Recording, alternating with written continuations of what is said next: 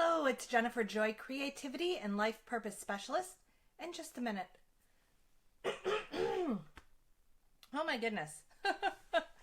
It's great when you get on camera and all of a sudden you realize that your throat is all clogged and gross. So, hello again.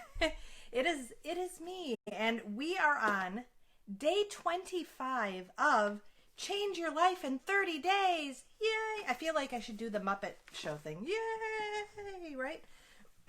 Day 25. And if you were with me yesterday, if you saw yesterday's video, you'll see that I was a little under the weather for the last couple days. Nothing major, just some energy issues and something that I deal with not too regularly anymore, fortunately, but nothing new.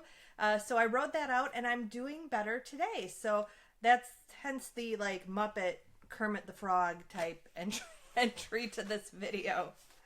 So today, Change Your Life in 30 Days. As we make our way through this book, I'd like to remind you that you can jump in at any time if you're new to the group. Jump in on any Change Your Life video that sounds interesting to you. And you don't need to have the book. Even though it's sort of a book group type style, you don't actually need to have the book to follow along. And of course, you can search in this group for all, well, now 24 of the past videos. So today is all about motivation. And the chapter is actually called Forget Motivation. And Rhonda's being a little sassy with that. Forget it, right? But she has some valid points. You know, if you think about your work as a creative and your business, your creative business, you've probably said to yourself at some point, oh, I need to get more motivated. I don't have any motivation. I've got to get more motivated. So in this chapter, Rhonda really talks about how we can use motivation to beat ourselves up, to bully ourselves and have that negative self-talk. So think for a moment, for you, do you use motivation to beat yourself up? Is it when you're not doing what you think you should be doing that the M word comes out? Motivation. I'm not motivated, right? So let's think for a moment about what that word actually means to you. What does motivation mean to you? Now, for some of you, one thing about creatives is that we have this amazing example of those times when we're in the flow, when we're in our work so deeply that we feel one at one with our work and time seems to stop and it just, your creativity flows out of you. It seems effortless. It's amazing, this beautiful space. And do you expect yourself then to be in that space all the time? Do you have that expectation that you can be in flow 100% of the time? And then when you don't feel in flow, are you beating yourself up? Just a question. The other thing I wanted to sort of bring up, which Rhonda talks about in this book, but she doesn't use these words. She talks about how we can want that motivation and yet use it to beat ourselves up. And yet then there are people who, let me see if I can find her. Those people who just can never be content. And people who think that they can't slow down. They have to keep moving harder and faster because really fear wants to convince the person that resting and relishing contentment is actually being a loser and lazy and worthless. So there's this interesting then duality or dichotomy with motivation as well, where I think on one hand, we are attracted to motivation. We are attracted to that feeling of being in flow and motivated. And on the other hand, we have an aversion, many of us, maybe not everyone, but we have this aversion to motivation. So let me tell you what that looks like for me. So I love that feeling of being productive and energized by it and just great.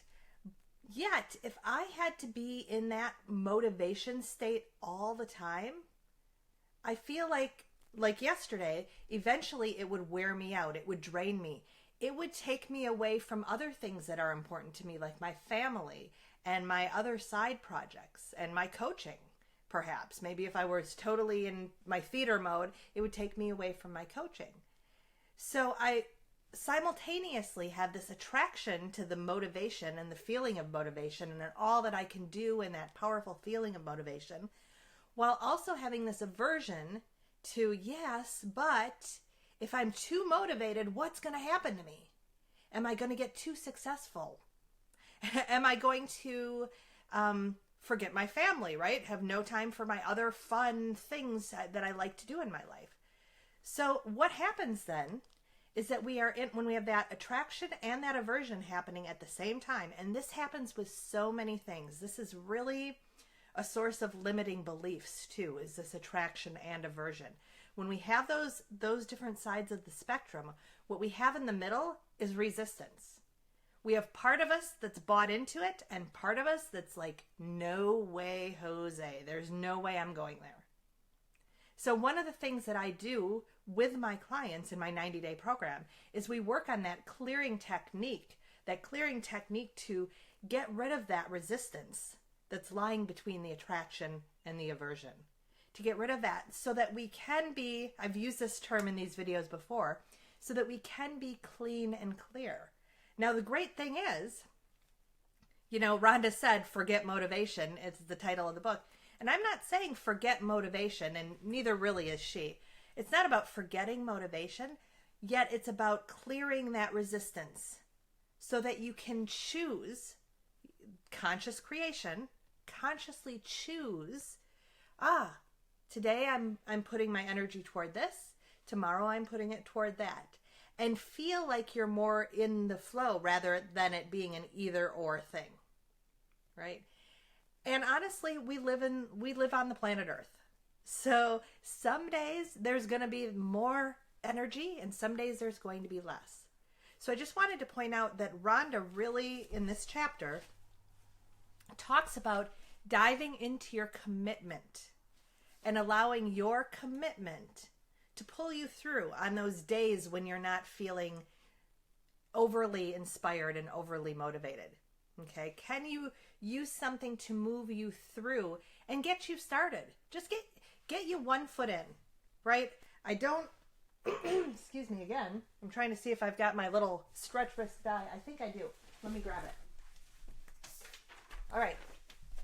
The stretch wrist die that I keep pulling out, I'm telling you, this is my favorite tool of all. Like in the world.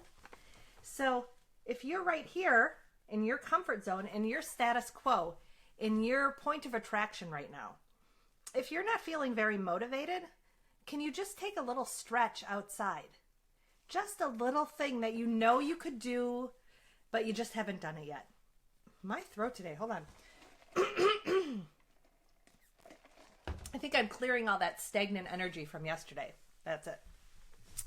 So anyway, can you take this little stretch, take one little step toward something, toward what you're committed to?